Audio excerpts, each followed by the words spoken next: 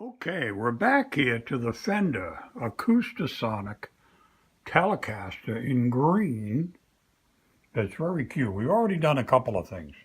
First of all, we've added black knobs to the tuners. Very exciting. And then we added black guitar strap holders, buttons, as they say. We're going to do a couple more things. I'm going to try something a little bit different. First of all, we're going to do the fingerboard. I got some green pieces to go down the fingerboard here. They look pretty cute. So we're going to do the fingerboard with the green to go with the green on the acoustic. And then the other thing we're going to do is add some green electric strings, the DR Neons. These are 9 to 46. It's a little lighter gauge than what's on here. These are 11 to 52, I think, acoustic strings. And we're going to change to electric strings and see if that perks up the sound a little bit even more. And then we're going to personalize the back of the headstock, not the front, with me, which is always exciting whenever I do something for me. So I'm going to add my name on the back here with a slide, water slide decal by Fender for Steve Bright. They didn't know they were building it for me, but they did. So I thought I'd give them credit. And we've got our serial number and stuff here now. Our serial number is 180658. So I'm probably the 600th guitar owner of this guitar, somewhere in the 600s. Not exactly first on the block, but what the heck, you know? And we've got our green guitar strap that we picked up. That blends well, I think, with this guitar. Nice canvas soft strap. So we'll be back in a second and we'll get going. First thing I'm going to do is take the strings off. We'll clean up the fretboard a little bit just to make sure there's no grease or anything on there. And we'll do the fingerboards, we'll change the strings, and we'll give it a play. We even got a tuner that kind of matches the color. Not exactly, but it's in the neighborhood. It looks a little bit better. And then we'll give it a play too. Okay, so there'll be two parts to this tonight. First, we'll do the makeover, then we'll play it a little. Okay, so the first thing we're going to do today, this evening, is some self-gratification. It's always my favorite thing, specializing in me. So I've got some bowl of water here already. It's kind of lukewarm. We're going to float the decal and then place it up here. We're going to clean off with a little bit of water first, just to make sure everything is copacetic. And then we'll wet it. We'll wet the fingerboard while we're getting ready to float here. And then we'll float it. We'll watch it lift off and curl up in a ball and then straighten it out. Give it a few seconds, maybe 45 seconds or so, or less, to release from the paper. Because that's what it's got to do. That's how you get a water slide decal to slide with water. So we'll wet that again. Give that another second or two. And it should be about ready to lift off. As soon as it is, we'll bring it up and place it and then move it to its new home. Oops. Not too quick. Not too quick. All right, so the first thing we want to do is not muck it up completely. We'll take that away and we'll slide it up a little bit. I guess it's going to stay right the hell where it is, because it's where it landed and it seems to be where it likes. By Fender for Steve Bright. Nice. They didn't even know they made it for me special. But what they don't know won't hurt them. So that's pretty cool, I think. Simple, easy modification. It's a little bit of a job to make the thing. So when you make a water slide decal, I do it on my computer. I print it out. Then I take it and spray it with a varnish to protect the lettering so that it won't tend to rub off too much. It's a nice clear backing, and especially on wood like this, it doesn't show the backing really at all. So I don't have to do any spray over or any of that kind of stuff. I don't know if you can see, if we get it a bit of a better angle, a reflection so that you can see the side. Yeah, that's a little bit better. You can see the edges, okay? But it doesn't show up if you go from a distance and stuff very much at all. Looks pretty good. So that's it. That's job one. So moving right along with today's project, we're going to move to phase 2. We'll loosen the strings and take the strings out, and we'll get ready to place the decals on the fretboard. They're green. I think that's going to go well. Let me see where the heck this thing starts. Better look at the diagram. There's the diagram. It's different in the diagram. The diagram shows a different piece, or does it? No, that's it. Okay, so we'll be right back. Time out for a telephone call. Okay, so here we go. We're going to unstring the brand new guitar. Well, not brand new. We've been here a couple weeks now. But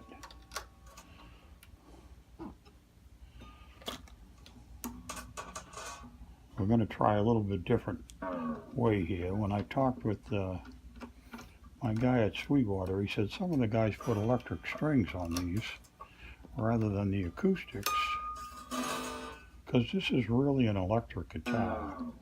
It says it plays acoustic, but it plays acoustic real wimpy kind of, you know, until you plug it in. Then you plug it in and you get the boost from the electronics. There's not, I don't think, enough of a body cavity to make this acoustically playing very appealing to anybody. It's good for practicing, where you don't have to hook up an amp and stuff right away. The other thing I found is you have to make sure you unplug. Another telephone call. I wonder if it's anybody good. Well, listen, I got caller ID on there. From who? Anyway, we're back from the wicked important telephone call from some schmuck advertising something. How many junk calls do you guys get? I get 1 million of them. They're really a pain in the neck. I can't stand them. They really are a nuisance. So we got all the strings off. While I got these off, I'm going to check the nuts and stuff and make sure everything's tight. And I'm going to check because some of these keys feel a little bit loose to me. That I put on here, that I changed. So I'm going to get my screwdriver out and make sure everything is good and snug. See, this guy's loosey-goosey floating around. I don't even think that's moving the tuner. When you move the tuner, oh, it is. It just is an extremely, all of these are a little loose. So I'm going to tighten them up. That's job number 1. And I think I can do that with my magic straight ahead, lit up screwdriver. Oh, and these are flatheads. So I can't do it with that screwdriver. I gotta change heads. All right, so we went into the workshop and found a small flathead screwdriver.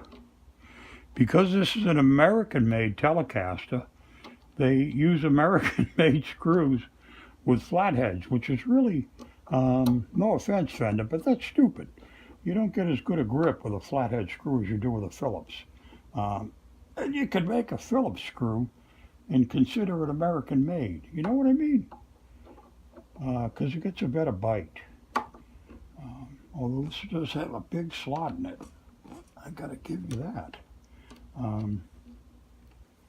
But the tendency is for them to come, I don't know, no more different than the others, I guess. But I didn't tighten these up anywhere near enough, because this is the original screw that came out of here. I put them back in with the new heads. I changed the heads last week, almost the day after I got the guitar. I had some heads at home on other sets, and I just switched them over. I got my head in the way? I probably do. Probably didn't see nothing. But all we're doing is turning screws, so it's not very exciting here anyway. Oh, those are whipping loose. I didn't realize I left them that loose. Gee whiz. Those are very loose. Maybe I need to add another washer in there. I don't know. Oh. That's that. Okay, so that's done. The next thing we'll do is take a test and see how well the nuts are tight. I think they are. That's the 10. That's a 10. We'll see if that fits. It's a 10, not the 11. Son of a gun. So we'll just tighten these, give them a snug. They're already pretty snug. But you don't want your tuners wobbling around at all. It can change the tone or the pitch of the strings. So we got those all loose. The next thing we'll do is go down the other end and pop the tuning pegs. Not the tuning pegs, but the pegs that hold the strings in. The string pins. And we'll get them the heck out.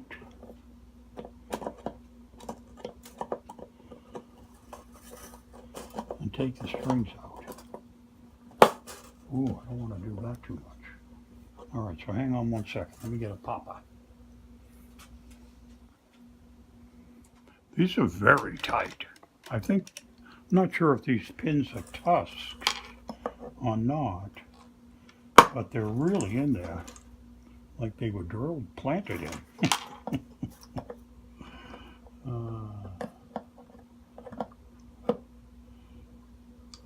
God, they glued them in. I'm going to leave them in order, so I put them back in the way they came out.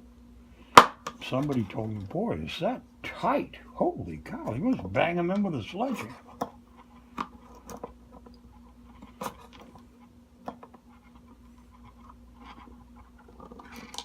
Wow.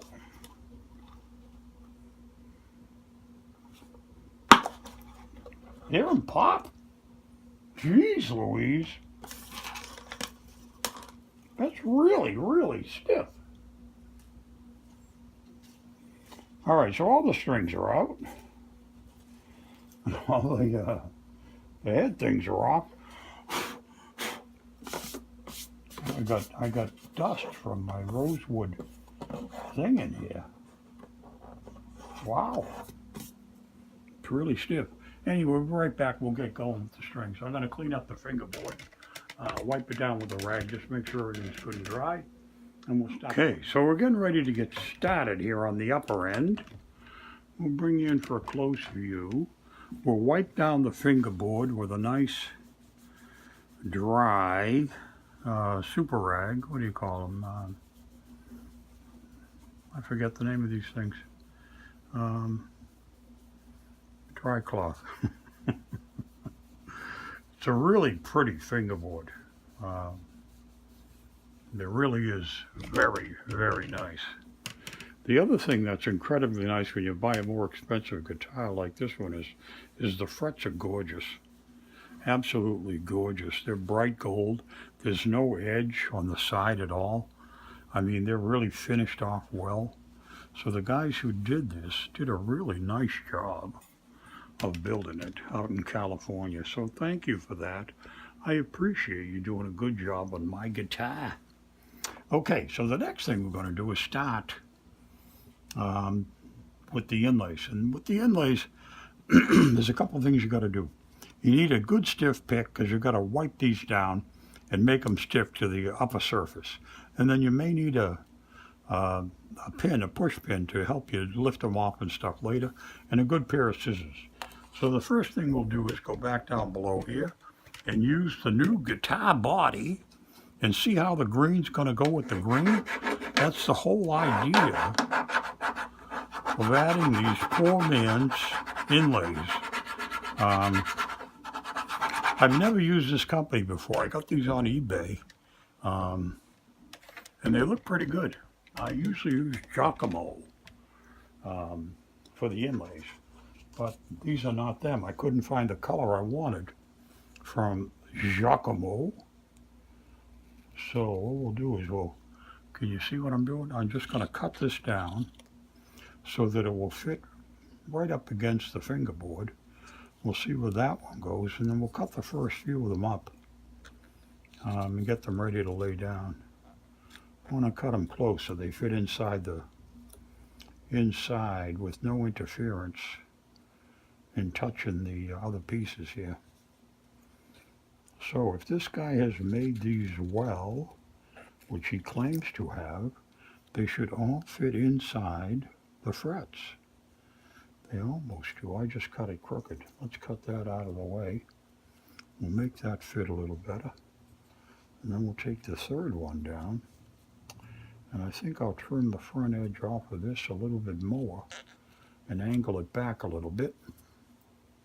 And then take the next piece off and angle it up a little bit so we can get in between and see how that's going to lie. That's going to lie on there. The whole main thing here is to cover the fretboard marker with this. So we'll peel these away. Peels away nice. It's got a nice heavy material. We'll guide this down right over the marker and start here on the 3rd fret. Why? Because I want to make sure I get the marker covered best. Then that's going to go there and lead up to the top one. So we'll build it up the other way. Then I'm going to take that corner off the top so it's not in the way. Get a better shot. Then we'll peel this one away. And you want to peel the backing away from the tape rather than the other way around. So this one we're going to move up here and catch the front edge. And that'll lie that way. And then this one will catch there, and that'll be good. We'll be in pretty good shape all the way around. This is the top leaf. Oh, I think this is going to look nice. I may be mistaken, but I think this is going to look pretty good. All right, so that's going down. This guy says you should leave it for 15 minutes. And then this should be the next one down the line because we're going to hit the 5th fret marker very soon here. As soon as I lay these down, I'm going to get Alice back up here and go back to work with Alice. So let me see. Let's cut this away. And I'll try to take it at a bevel, at an angle up, and get this to a good place.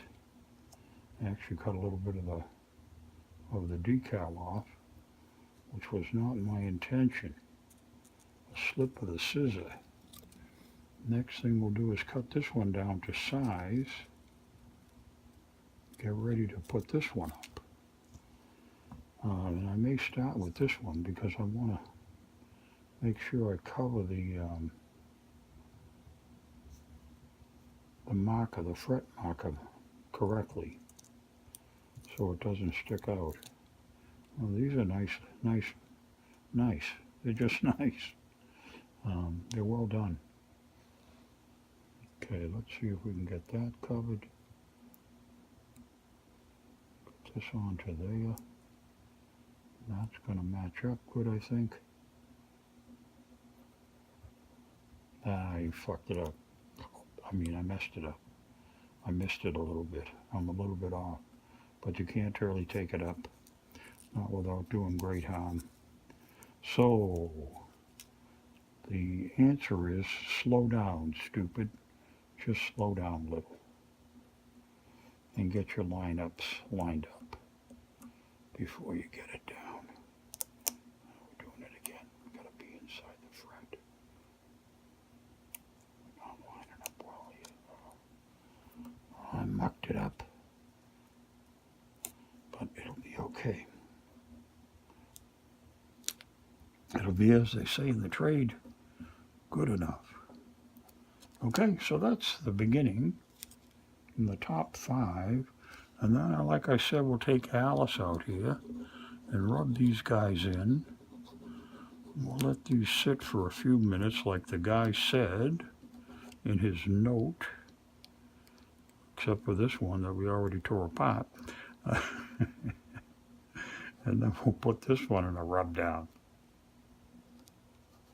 I got a little piece of white showing. I didn't do it perfectly. Let's peel this away and see how it looks. It's okay. It looks like a gleam. Anybody buying that? It's a total fabrication on my part, but all right, let's see if we peel these up, what happens. Take these away, give them a rub down naked here, get them in place good. This is a nice adhesive. These lay down very well. Looks like they're going to stick real good.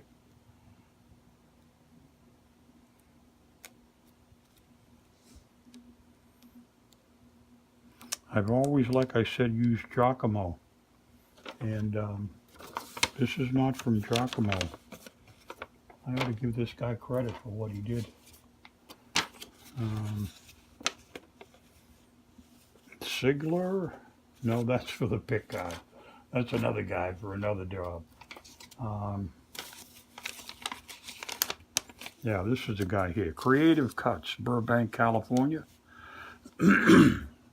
If you can see that, Creative Cuts makes these decals. You can get them on eBay.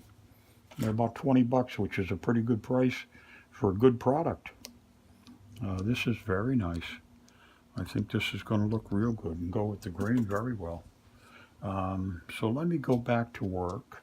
I'll cut down some more of these and we'll get ready to get this done and come back with a future. Now we're about halfway through.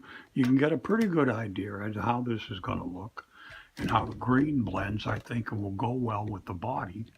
That's a lighter green, but in the neighborhood here. So that's pretty cool. So these stickers go down really well, as well as better than I thought they would. They're good. So we'll finish it. Hey, fretboard is all done. I think it come out really, really nice. I like the green on green, and I had an extra sprig that he gave me that I decided to put on the body to add a little bit of the same flavor to make it blend a little bit better with the whole darn thing. I think that looks pretty cool if I show you where it is. All right, so we got that done.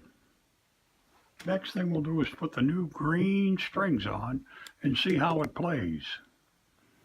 So now we're going to get ready to put the strings in. Like I said, we got the neon greens, the DR Neon Green Electric 9 to 46 on this acoustic electric guitar.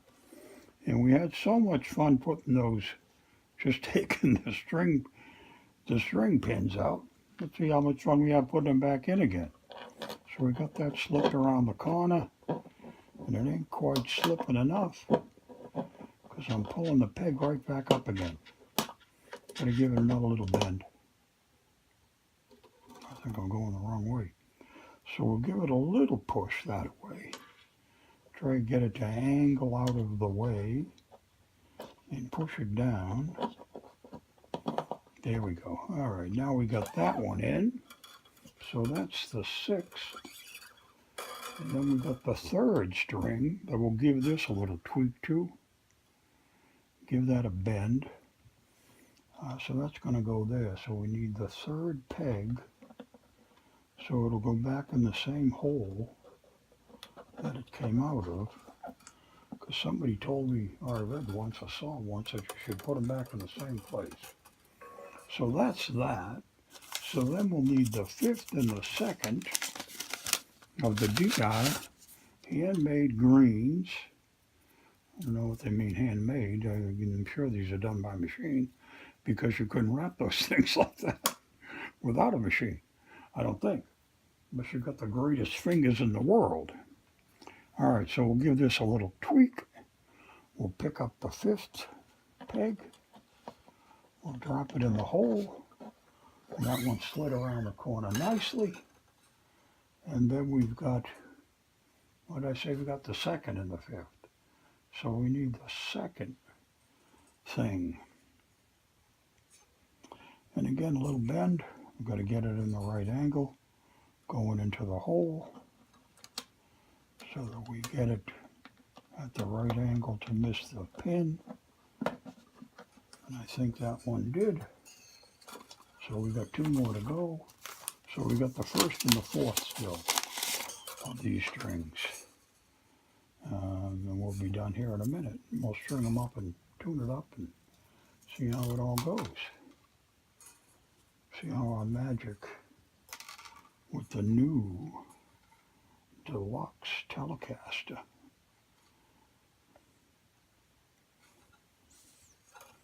Give that a little bend. Try to get that in the hole right. I don't think I bent it enough. I don't think I bent it quite enough. Oh, I got it. That's good. All right, and then the sixth string, the little guy, the high E.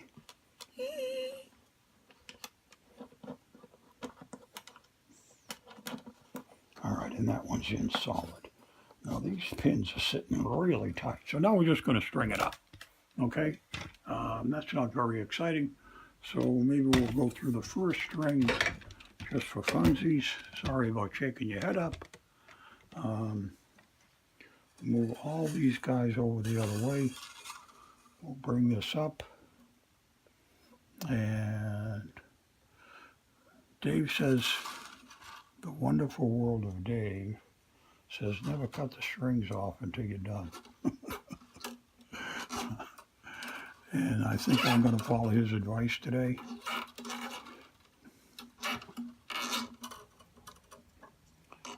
And we'll get that up there. We'll get that up there. We'll get that down that way. We'll get the winder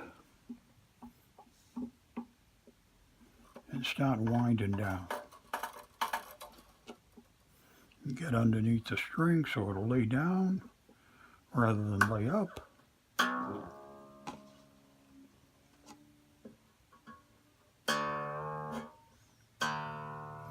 These are going to look funky. I like the green strings. I know all the aficionados are going to be telling me I'm doing the wrong thing and I'm really a bad guy for using the wrong crummy strings. But why am I doing this? Because it's my guitar and I'll do what I want. Thank you very much for your unsolicited advice. And now we'll give this a crank and get a couple of winds on that.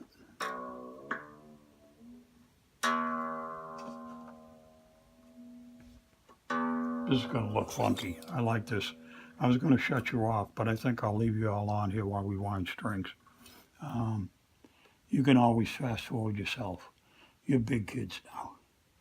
You're grown-ups. Like me with my guitar, I make my decisions from my guitar. You can make your decisions whether or not to listen to me anymore or just throw me out in the snow. Oh, wait a minute, there is no snow. So you can throw me out on dry land, which is fine with me. So let me get this tuning.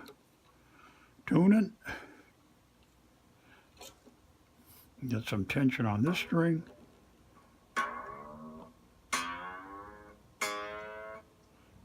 These neon greens are funky looking strings.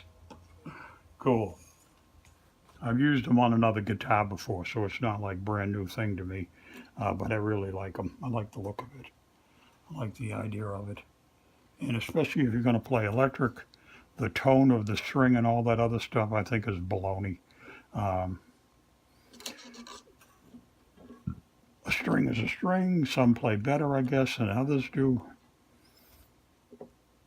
I don't know. I'm not a pro. I'm just an amateur, having as much fun as I can have in my 71st year of life. And you don't know how much you're going to get, how long it's going to last. I recently lost my wife a month ago, and we expected to live to be older together. but that didn't happen. So I'm finding my way in a new life, and I'm glad I got music to deal with. It helps me a lot. It's part of my therapy and recovery and grieving. Patty was an awful big part of my life for 39, 40 years that we were together. Like many old men, having a hard time finding a hole. I know it's there. I just got to get in it. Get a better look. There it is. Vision. Got to have a vision. I'm not going to go too far with that because I want to get a few winds in this before I lose it. That's going to come up too quick. I got to loosen it up.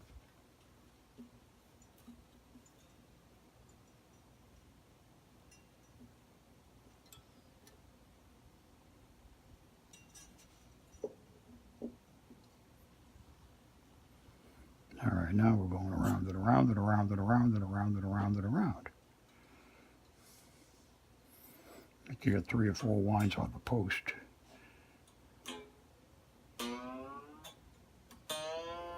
By God, we did it. All right, one more to go. The high E.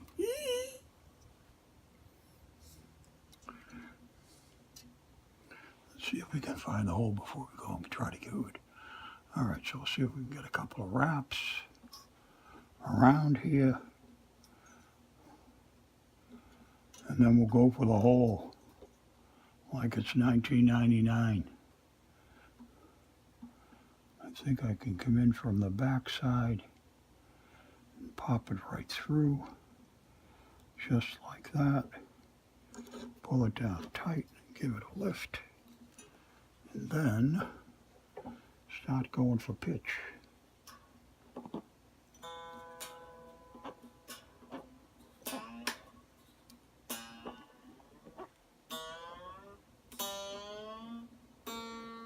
Okay, good. All right, so they're all on. I like the green on the green on the green on the green. That's a pretty good look. This is how the whole thing's going to look. We'll trim those strings off in a few minutes, and we'll get a finish up in a little song. All right, let's do a quick review. What we did is we changed the knobs, okay, to black.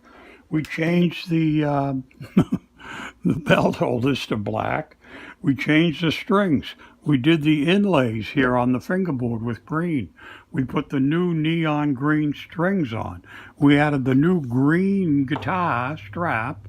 And then on the back, I goosed it up myself with my own name and identifying it as my guitar. So let's take a look at that, because that's one of the most important modifications we did as soon as I find it. There it is. By Fender for Steve Bright. Nice. Very nice. All right. That's all we did on the back. So that's the end of the review of the modifications. What I'm going to do now is I just tuned it up the pitch. The strings are stretching, and we'll fix that up and play in just a few minutes. All right. Be back soon with a final.